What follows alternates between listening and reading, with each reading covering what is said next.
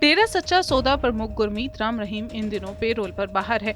ऐसे में वो अलग अलग कार्यक्रमों के जरिए सुर्खियों में बने हुए हैं।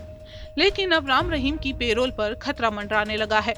श्रोमणी गुरुद्वारा प्रबंधन कमेटी राम रहीम की पेरोल का विरोध कर रही है और कमेटी अब इसे लेकर पंजाब और हरियाणा हाई कोर्ट का दरवाजा खटखटाएगी। इस विरोध के बीच राम रहीम ने पंजाब के प्रेमियों को बठिंडा के सलाबतपुरा में 29 जनवरी को सत्संग करने की अनुमति दे दी है और अब इस आयोजन की अनुमति मिलने के बाद राम रहीम के अनुयायियों ने समागम की तैयारियां भी शुरू कर दी हैं। आपको बता दें, सलाबतपुरा हरियाणा के सिरसा डेरे के बाद दूसरा सबसे बड़ा और महत्वपूर्ण डेरा है और यहीं पर राम रहीम पंजाब के प्रेमियों को बरवाना से ऑनलाइन संबोधित करेगा। राज्यसभा सांसद राघव चड्ढा को Indian UK outstanding achiever award से सम्मानित किया गया है। 25 जनवरी 2023 को लंदन में आयोजित एक अवार्ड फंक्शन के दौरान उन्हें सरकार और राजनीति श्रेणी में उत्कृष्ट उपलब्धि के रूप में सम्मानित किया गया। दरअसल ये सम्मान ऐसे व्यक्तियों को दिया जाता है जो लोकतंत्र और न्याय को कैसे अनुभव किया जाता है और लोगों की भलाई के लिए एक साथ चुनौतीपूर्ण सामाजिक समस्याओं से कैसे निपटा जाता है, इसमें उत्कृष्टता का प्रदर्शन कर रहे हों। India UK achiever honours Bharat की 75वीं स्वतंत्रता वर्षगांठ के अवसर पर यूके में अध्ययन करने वाले युवा भारतीयों की शैक्षिक और व्यावसायिक उपलब्धियों के सम्मान में मनाया गया था। एक साल के अंदर चड्ढा को यह दूसरा अंतर्राष्ट्रीय सम्मान मिला है। पिछले साल उन्हें प्रतिष्ठित विश्व आर्थिक मंच द्वारा यंग ग्लोबल लीडर के रूप में सम्मानित किया गया था।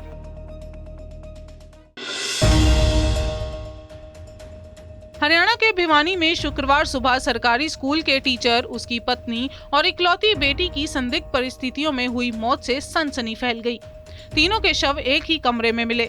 प्रारंभिक जांच में तीनों की मौत का कारण जहर माना गया, लेकिन पुलिस की जांच आगे बढ़ी तो अंगीठी के धुएं में दम घुटने की बात सामने आई। टीचर और उसकी पत्नी के घर वालों ने बताया कि उनकी किसी से कोई दुश्मनी नहीं थी। सभी खुश थे। परिजन चाहते हैं कि मौत के कारणों का खुलासा हो। सूचना मिली थी कि घर के अंदर 3 लोगों की संदिग्ध हालत में मृत्यु हुई है। सुबह जब चौकी इंचार्ज को सूचना मिली तो यहाँ पे आए। उन्होंने जो दरवाज़ा था वो अंदर से लॉक था, उसको तोड़ा और अंदर देखा तो एक बेड पे 3 लोग, जिनकी पहचान जितेंद्र, जो कि सरकारी अध्यापक है, उनकी वाइफ सुशीला और उनकी बेटी हिमानी, जो हलवासी स्कूल में पढ़ती है, इन तीनों की एक ही बेड पे मृत अवस्था में पाए गए। एफएसएल की टीम को यहाँ पे बुलाया गया है। अभी तक की जांच से प्रथम दृष्टि से लग रहा है कि ये शायद अंगीठी जलाने से पॉइजनिंग से हो सकती है। किसी तरह की चोट का निशान नहीं है और किसी भी तरह की कोई प्रॉपर्टी क्राइम हो, चोरी या किसी तरह की घटना की सामने नहीं आई। हिमाचल प्रदेश कांग्रेस की अध्यक्ष प्रतिभा सिंह ने हाथ से हाथ जोड़ो अभियान के तहत मंडी में पधार रही पार्टी कार्यकर्ताओं को संबोधित करते हुए कहा कि प्रदेश में भले ही कांग्रेस सत्ता में आ गई है, लेकिन उन्हें द्रंग विधानसभा से कौल सिंह के हारने का बहुत दुख हुआ है।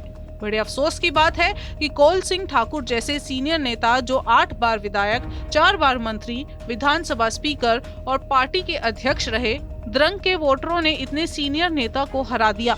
उन्होंने कहा कि भले ही सुखविंदर सिंह सुक्खू सीएम बन गए हों, लेकिन अगर कौल सिंह ठाकुर अपनी सीट ना हारते तो वो ही मुख्यमंत्री होते। बहुत बड़ा दुख है, बहुत बड़ा दुख है। एक व्यक्ति जो कितनी बार विधायक रहे, मंत्री रहे, स्पीकर रहे, क्या क्या पदों पे ये आसीन रहे, और इस बार हमने सोचा था कि हम इनको अवश्य विजय बनाकर विधानसभा पहुंचाएंगे ये, और उससे भी उच्च पद पे बैठेंगे। ये शायद मैंने जिस दिन ठाकुर सुखविंदर सिंह सुक्खू जी शपथ ले रहे थे तो हमेशा मुझे मिले, मैंने कहा आज आप होने थे, आज शपथ ले रहे। हिमाचल प्रदेश के कई जिलों में बर्फबारी का सिलसिला जारी है।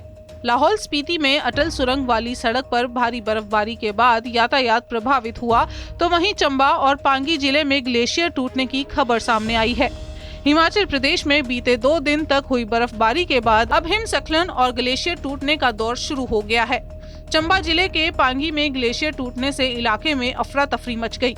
हालांकि ग्लेशियर टूटने से किसी तरह के जान माल को नुकसान होने की खबर नहीं है। राहुल गांधी की भारत जोड़ो यात्रा पुलवामा के अवंतीपुरा पहुंची। इस दौरान राहुल की यात्रा में भारी भीड़ देखने को मिली।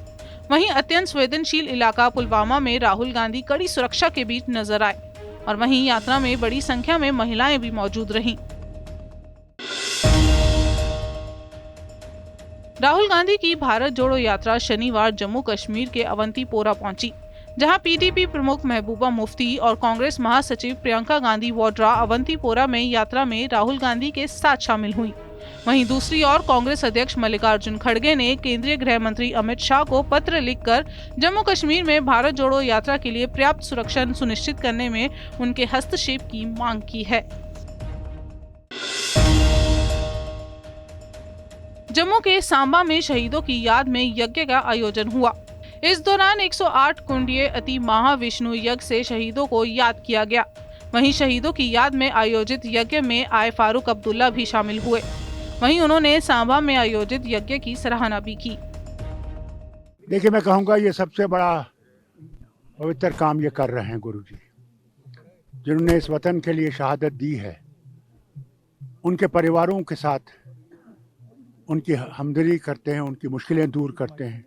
सरकार जितना कर सकी वो करेगी, मगर ये धर्म के रास्ते से उनकी मदद कर रहे हैं, उनके दुखों को, क्योंकि वो वापस तो आ नहीं सकते, मगर जो दुख है उस दुख को कम करने की कोशिश करते हैं। और ये तो एक बहुत महान काम कर रहे हैं।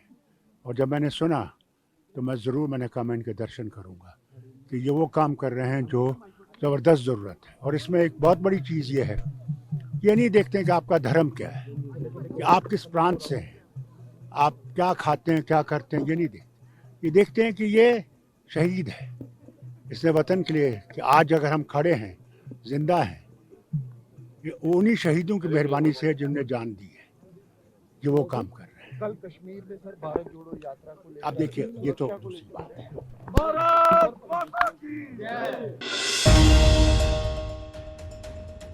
मध्य प्रदेश के मुरैना में हुए भीषण हादसे में वायुसेना के 2 फाइटर प्लेन सुखोई 30 और मिराज 2000 क्रैश हो गए।